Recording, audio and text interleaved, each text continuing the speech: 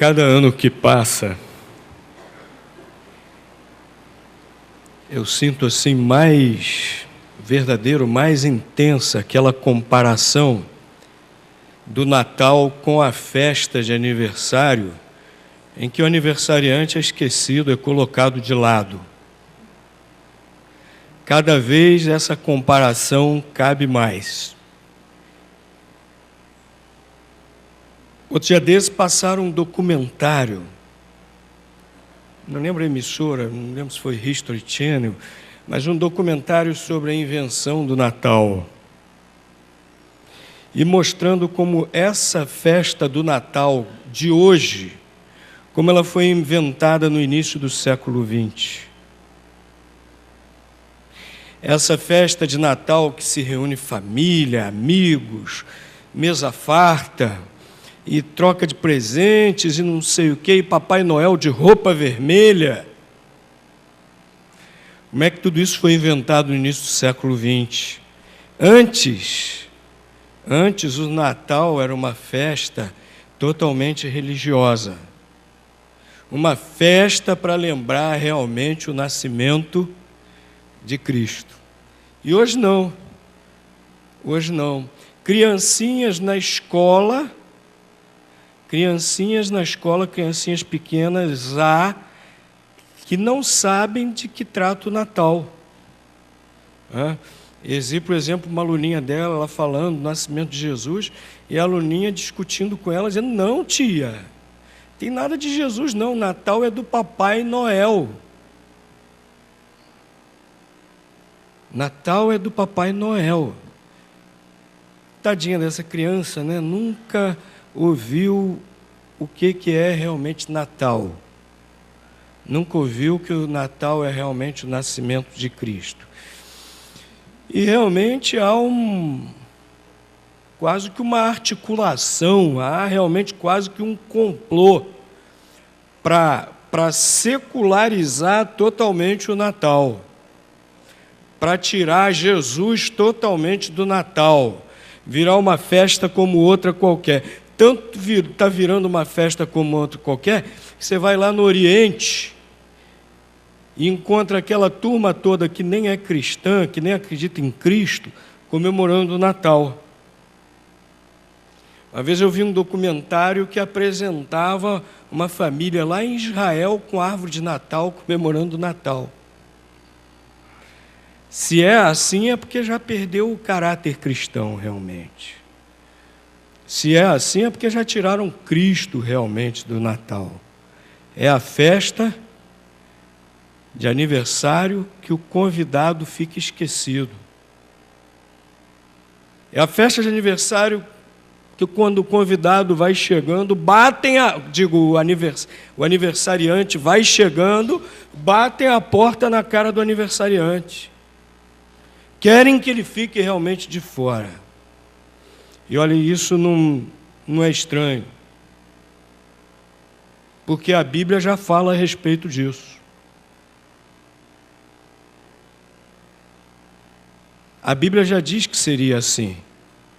Abram suas Bíblias no Evangelho de João, capítulo 1, nós vamos ler versículos 1 a 14. Evangelho de João, capítulo 1, versículos 1 a 14.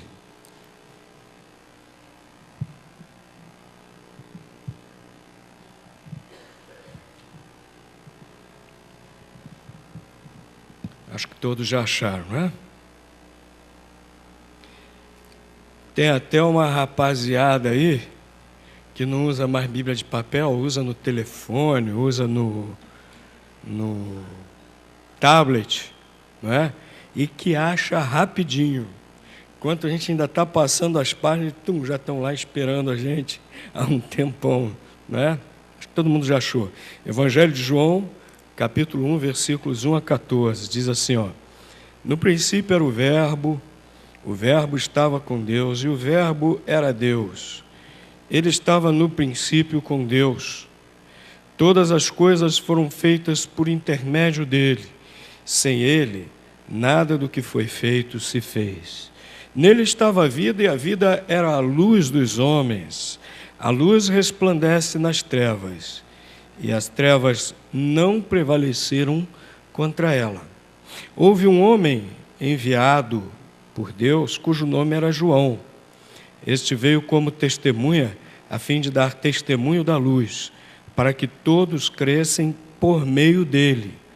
Ele não era a luz, mas veio para dar testemunho da luz. Pois a verdadeira luz, que alumia a todo homem, estava chegando ao mundo. Estava ele no mundo. O mundo foi feito por intermédio dele, e o mundo não o conheceu.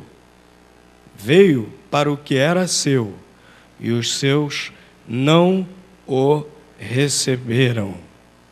Mas a todos quantos o receberam, aos que creem no seu nome, deu-lhes o poder de se tornarem filhos de Deus, os quais não nasceram do sangue, nem da vontade da carne, nem da vontade do varão, mas de Deus. E o Verbo se fez carne e habitou entre nós, cheio de graça e de verdade, e vimos a sua glória como a glória do unigênito do Pai. Esse texto fala do que aconteceu há 2018 anos atrás. Ô pastor, não é 2014 anos, não. Tem um erro no nosso calendário de 4 anos. Jesus nasceu há 2018 anos atrás. E esse texto do Evangelho de João está falando disso. Foi o acontecimento mais extraordinário da história, porque fala do nascimento da pessoa também mais extraordinária que existe. Jesus é uma pessoa mais extraordinária que existe, porque Ele é o Deus eterno e Criador de todas as coisas. Nós vemos isso no versículos 1 e 2.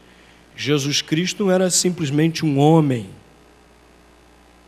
Jesus Cristo é o próprio Deus eterno, Criador de todas as coisas.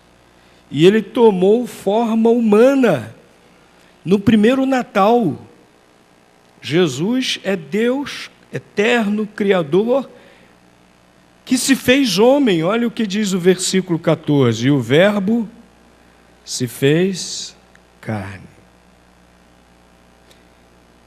Jesus é Deus que tomou essa forma humana. É interessante que, se você for perguntar às pessoas, praticamente todas elas dizem que creem em Jesus. Mas cada um vai ter uma ideia diferente de Jesus. Impressionante que quase nenhuma religião nega Jesus. Mas cada uma tem uma ideia diferente a respeito de Jesus. Os orientais creem que Jesus foi uma das encarnações de Deus. Os muçulmanos creem que Jesus foi um grande profeta. Um grande profeta. Os muçulmanos chamam Jesus de Issa, um dos grandes profetas. Os budistas creem que Jesus foi o quê? Um iluminado, como Buda também foi. E os espíritas também creem em Jesus e dizem que Jesus foi um espírito muito evoluído, um espírito que evoluiu muito e que hoje é o grande governador do planeta Terra. Mas a Bíblia diz que Jesus foi muito mais do que qualquer coisa dessas. Jesus foi muito mais do que qualquer ser humano lhe atribui.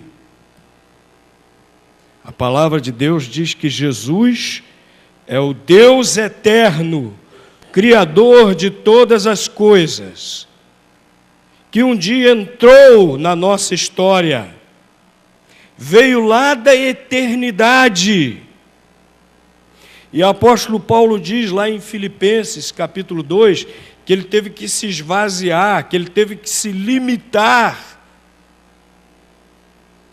a essa forma humana. Mas ele fez isso. Ele tomou forma humana. Deus em forma humana. Jesus é a pessoa mais extraordinária que existe.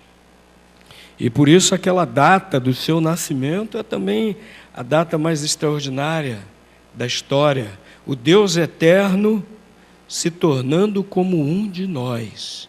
E a Bíblia diz que ele se tornou igualzinho a nós, com uma diferença. Qual foi? Nunca pecou. E é interessante que a palavra de Deus até diz que ele em tudo foi tentado. Lá no livro de Hebreus diz isso. Mas nunca pecou. Deus que se fez homem, homem perfeito, homem sem pecado, e que nos revelou o caráter de Deus. Porque o versículo 14 continua dizendo, cheio de graça e verdade, e vimos o quê? Sua glória como a glória do unigênito do Pai. Em todas as suas ações, em todas as suas palavras, na sua morte, na sua ressurreição, o Senhor Jesus Cristo nos revelou o caráter de Deus, nos revelou a glória de Deus, tudo aquilo que Deus é revelado em Jesus Cristo aqui entre nós.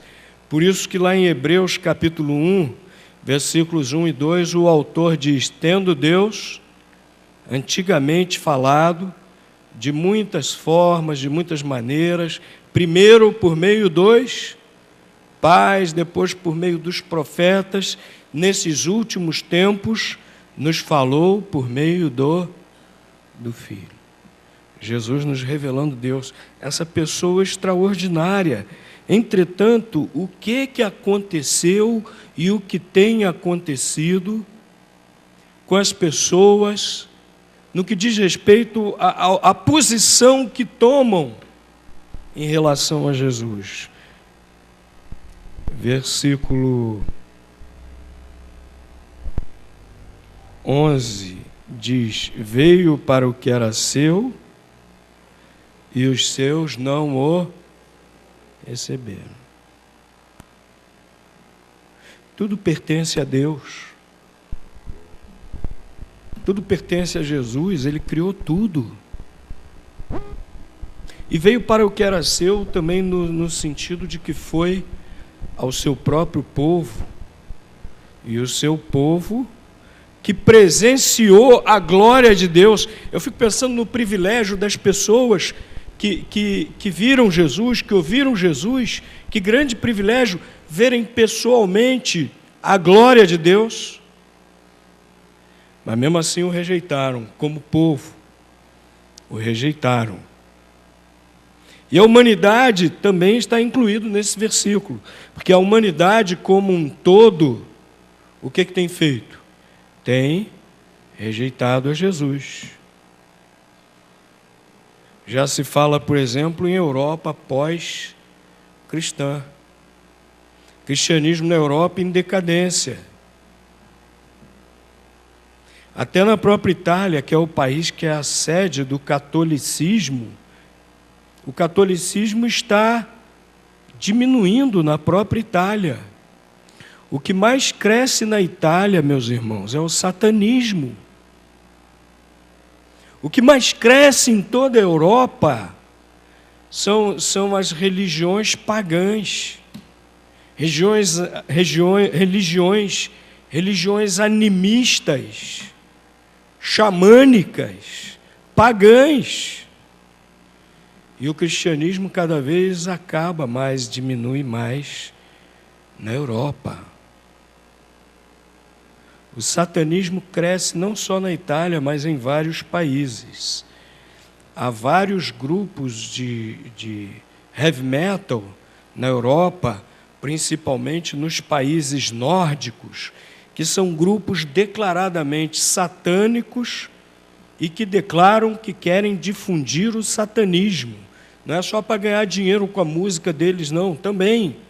Mas declaram que tem como missão propagar o satanismo. Um deles veio à última edição do Rock in Rio e celebrou uma missa negra no palco. Deus tem os seus missionários, Satanás também tem os missionários dele.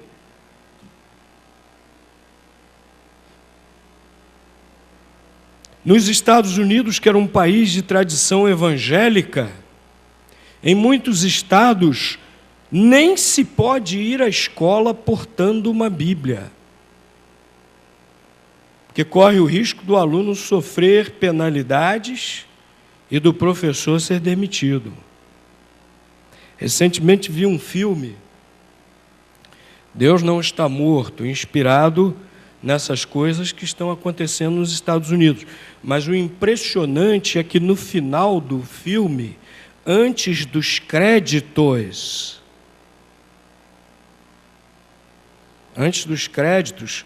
há uma lista enorme de pessoas e de entidades que estão sendo processadas em diversos estados dos Estados Unidos por professarem publicamente a fé cristã. Interessante que os muçulmanos lá agora têm mais, os imigrantes muçulmanos lá nos Estados Unidos agora têm mais liberdade do que os cristãos para professarem publicamente a sua fé. O mundo tem caminhado cada vez mais para essa rejeição a Cristo. Apóstolo Paulo, lá em 2 Tessalonicenses, diz que quando Jesus estiver às portas, acontecerá mesmo uma grande apostasia. Toda a humanidade, como humanidade, dando as costas para Deus. Uma grande apostasia. E nós vamos observando. Quem está atento, a Bíblia fala em contar o tempo, E Jesus disse que nós deveríamos estar atentos, porque onde estivesse o cadáver, aí estariam os abutres. Jesus estava usando um provérbio, um ditado da época, para mostrar que nós devemos estar atentos aos acontecimentos, ao que vai se desenrolando. E se nós estamos atentos, nós vamos percebendo que a contagem de tempo está caminhando. A contagem regressiva de Deus para a volta de Jesus está caminhando. Que essas coisas se intensificam cada vez mais. Essa rejeição da humanidade a Jesus cada vez se intensifica mais. Mas, meus queridos, nós conhecemos Jesus, nós aceitamos Jesus como Salvador, nós o recebemos. Nós recebemos a Jesus. Isso deve fazer toda a diferença em nossas vidas, porque por meio do Espírito Santo que habita em nós, nós devemos ser diferentes. É interessante que o texto que nós lemos, João fala disso também, fala daqueles que receberam a Jesus e nasceram novamente, no sentido espiritual, porque ele diz, não do sangue, nem da vontade da carne, nem da vontade do varão, mas nasceram de Deus. Todo aquele que recebe a Jesus, ele é transformado. E nós, meus queridos, não podemos ter uma mentalidade, valores iguais a deste mundo que rejeita a Cristo. Nós temos que ser realmente pessoas renascidas em Cristo, da vontade de Deus, a vontade de Deus operando totalmente em nossas vidas. E, meus queridos amigos, vocês que nos visitam hoje, e nós ficamos muito felizes com vocês nos visitando, os amigos que também estão assistindo esse culto pela internet, você precisa receber a Jesus. Você precisa ir na contramão do mundo. Você precisa ir na contramão do mundo, nadar contra a maré e tomar a decisão de receber a Jesus. Porque a palavra de Deus deixa muito claro que o fim daqueles que rejeitam a Jesus não é bom, não. Aqueles que rejeitam a Jesus, a Bíblia deixa muito claro que um dia estarão face a face com Ele para prestar contas. E a Bíblia diz, que Jesus dirá, nunca vos conheci. Apartai-vos de mim, vós que praticais a iniquidade. Não adianta a alienação. A vida é breve. Os jovens às vezes não acreditam muito quando a gente diz isso, né? Que a vida é breve. Quando a gente é jovem, a gente pensa que vai ser jovem para sempre. E daqui a pouco, a vida passou. Daqui a pouco os cabelos da gente já estão começando a ficar branco. E é um privilégio quem fica com cabelo branco. Sabe por quê? Porque o cabelo não caiu. Não é verdade? É? Daqui a pouco o cabelo começa a cair, para quem não ficou de cabelo branco. Quem tinha aquela barriga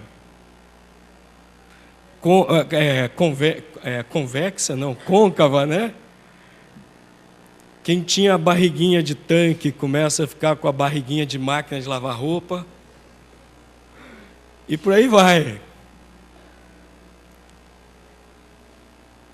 O tempo passa rápido. E nós precisamos receber a Jesus realmente. Nós precisamos fazer essa decisão. Não há nada melhor do que viver a vida na presença de Deus. Não há nada mais compensador. Não há nada que traga mais alegria realmente do que viver a vida na presença de Deus, do que receber a Jesus no coração. E mais compensador ainda, porque estaremos seguros, em paz quanto à eternidade. E quando finalmente terminar a nossa vida aqui, o Senhor Jesus nos receberá na eternidade. É promessa da Bíblia, é promessa do próprio Senhor Jesus. E Ele provou que estava falando a verdade porque Ele ressuscitou. Se Ele não tivesse ressuscitado, teria sido mais um entre tantos criadores de religiões, né? Mas Ele ressuscitou. E o impacto dele na história foi tão grande que eu gosto sempre de repetir, que Ele dividiu a história em antes e depois, exatamente porque Ele ressuscitou.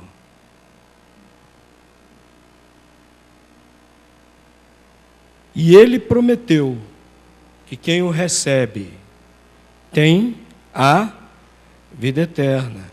João capítulo 3, versículo 18, Jesus disse o seguinte,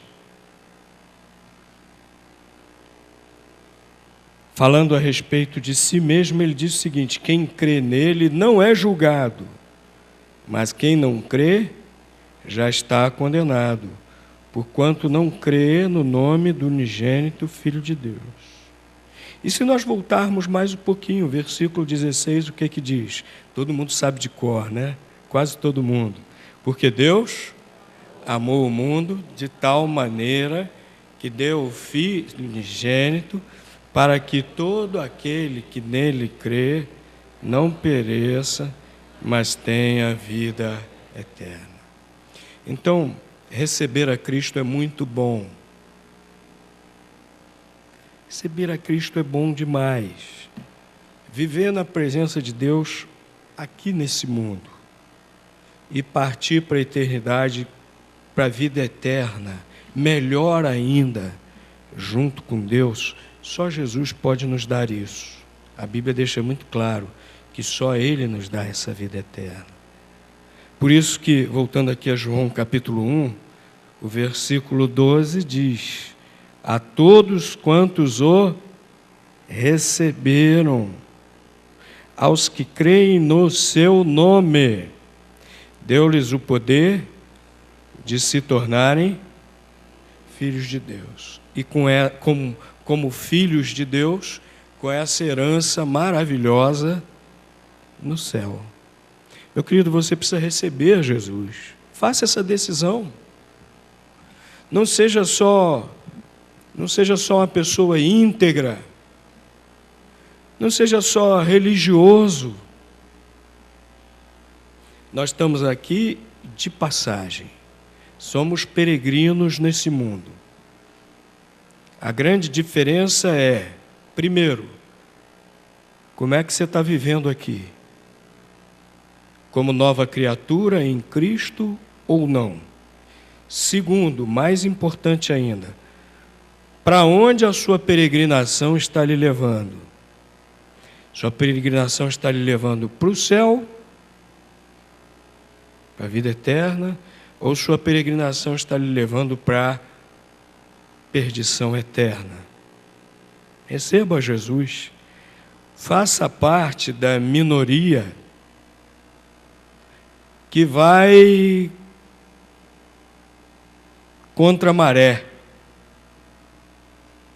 mas a minoria que recebe a Jesus, a minoria que é composta de bem-aventurados, de felizes, de abençoados, porque recebem a dádiva da vida com Cristo aqui e na eternidade. Tome essa decisão. Tem lugar no seu coração para Jesus? O lugar no coração para Jesus é você quem faz. Você precisa tirar o pecado para poder ter lugar para Jesus. E a Bíblia chama isso de arrependimento. A Bíblia fala que é necessário arrependimento dos pecados, mudança de atitude. Aí tem lugar no coração para você convidar Jesus e ele entrar e ficar. A decisão é sua. Entrega a vida a Jesus. Falar do Natal, falando só do nascimento de Jesus, é falar algo incompleto, porque Jesus veio a esse mundo para isso. Jesus veio a esse mundo para que você pudesse ter essa vida plena, essa vida de salvação, de vida eterna, que Ele veio nos dar. Receba Cristo. Entregue sua vida a Jesus. Mas é assim, pastor? É o que a Bíblia diz. As pessoas é que começaram a complicar tudo. Mas é assim. Se você abrir lugar no seu coração e crer em Jesus de todo o coração, recebê-lo como seu Salvador. Receba Jesus essa noite. Nós vamos entoar o hino que fala a respeito disso.